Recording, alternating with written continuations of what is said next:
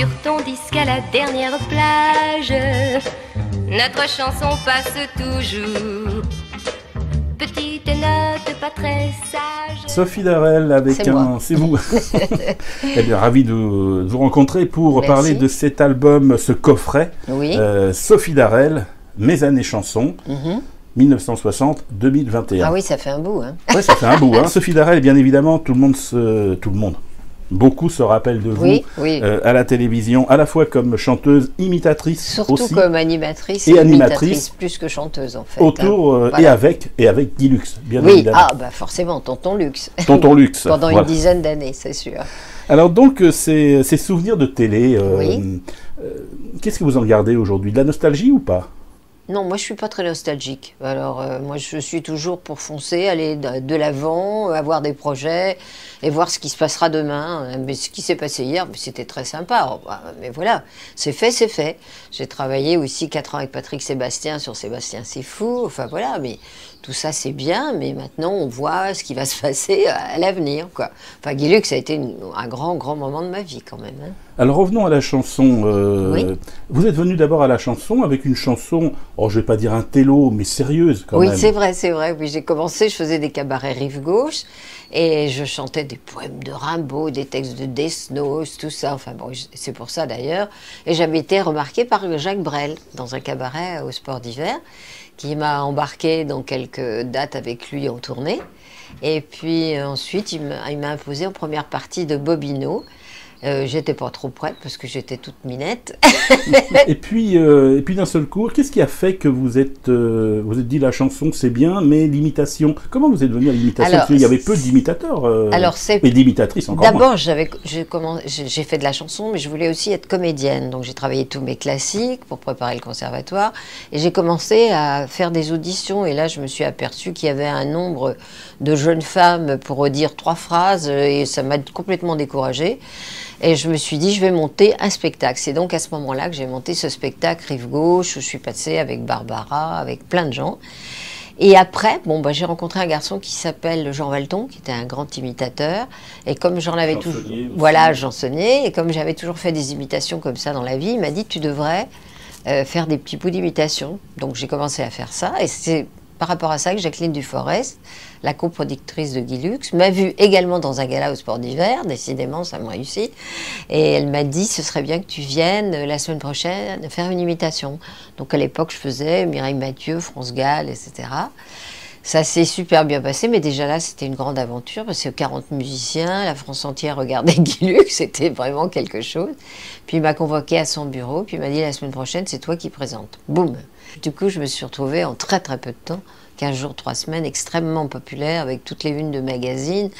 Donc ça a été un bouleversement total dans ma vie. Voilà. Alors je fais juste une petite parenthèse, quelle est cette boule de poil qui est à côté de vous? C'est une boule de poil parmi tant d'autres. Alors ça, c'est le fils de celui qui est dans mon dos, qu'on ne voit pas, qui est Scotty. Scotty a fait beaucoup d'enfants, et puis on en a gardé un. Voilà, donc c'est un mélange de genre York, parce que mon York n'était pas non plus pur, plus un bichon, ça donne ça. Voilà, c'est ça la boule de poil. C'est ça la boule de poil. Je reviens à cet album, donc Sophie Darel, Mes années chansons, 3 CD, ça représente à peu près 30, 60, 80 titres à peu près. Oui, je reviens pas. Mais je revenais pas. Quand Mathieu Mulin, le directeur artistique de Marianne Mélodie, a préparé ça, il m'a dit, mais je me souvenais même pas de tout ce que j'avais enregistré. Et je parle pas de mon interprétation, bien évidemment. Mais je veux dire, j'ai des petites merveilles. J'ai des chansons écrites par Beko, des chansons écrites par Datin Védalin, qui était vraiment de magnifiques auteurs-compositeurs. Une chanson écrite par À la Barrière, par Claude Bolling et tout. Et grâce à Mathieu Moulin, j'ai redécouvert tout ça. Parce que moi, comme je vous le disais à l'instant, non seulement je suis pas nostalgique, mais une fois que c'est fait, je passe à autre chose. Donc j'ai écouté en fait ces 3 albums comme s'il s'agissait de quelqu'un d'autre, en me disant mais j'avais oublié. Donc j'en suis assez contente parce que c'est vrai qu'il y a de très jolies chansons. Après, quand j'étais en télé, j'ai fait beaucoup de duos, donc avec Jacques Dutronc, avec Sacha Distel, avec Carlos, avec Pierre Perret. Donc on a fait plein de duos qui sont évidemment plus d'actualité. Voilà. Pierre Perret, par exemple, quand on a fait ce duo, c'était une chanson sur Maître Pierre, qui est une chanson que tout le monde, qu'il fait bon chez vous, Maître Pierre, etc. Bon, Pierre, je l'ai connu très très très jeune, vraiment. Et il venait même chez mes parents, donc vraiment c'est une relation qui date de très longtemps, on a toujours été très copains. Et c'est Jack, mon homme, qui écrit, qui a refait le texte par rapport à Perret. C'est-à-dire que Maître Pierre a été réadapté par rapport à la personnalité de Pierre, c'est-à-dire le bon vin, la bonne bouffe, tout ça, quoi, la vie, quoi. Voilà, donc c'était assez rigolo.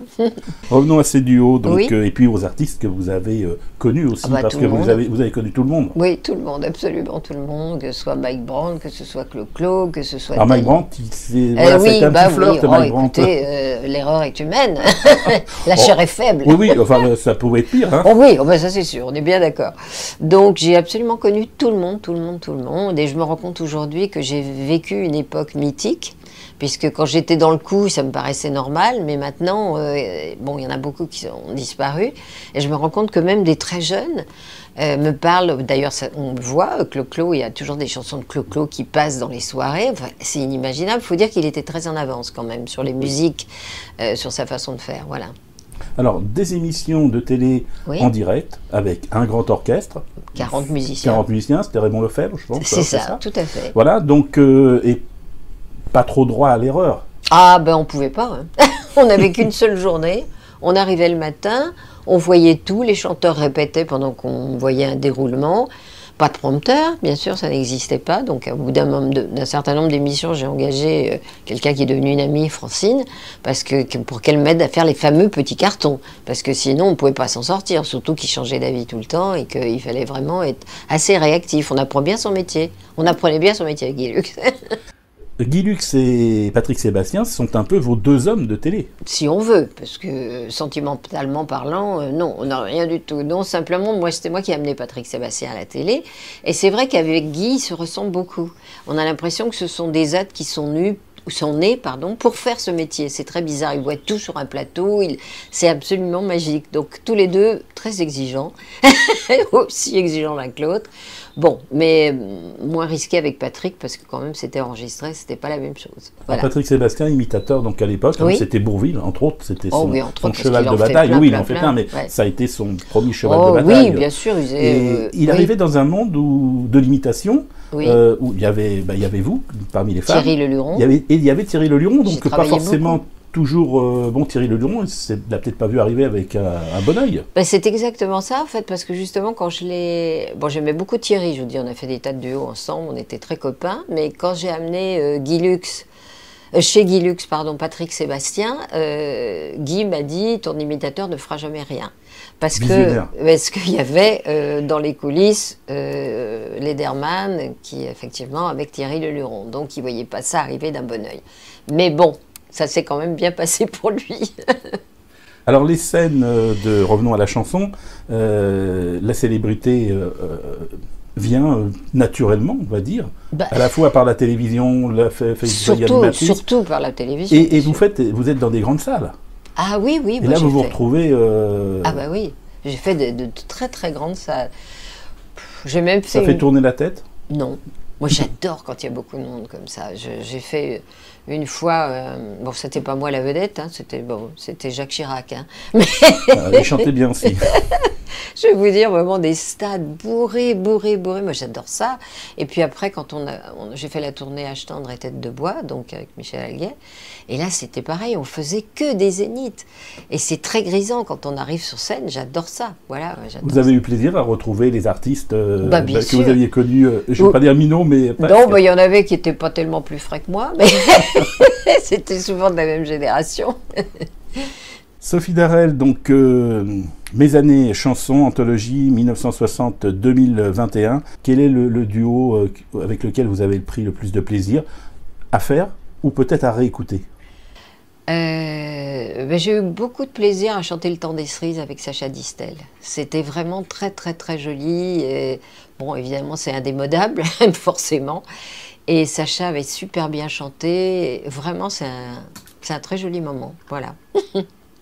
Merci Sophie Darel. Merci, c'est très gentil d'être venue jusqu'à moi. Mais je vous en prie, et au plaisir donc de vous écouter. C'est gentil. Là, pour les longues soirées d'hiver, la cheminée est allumée, ça va être impeccable. On peut vous écouter. Il ne faut pas vous endormir pour autant, il ne faut pas exagérer non plus. Non, je pense pas, je pense qu'on va...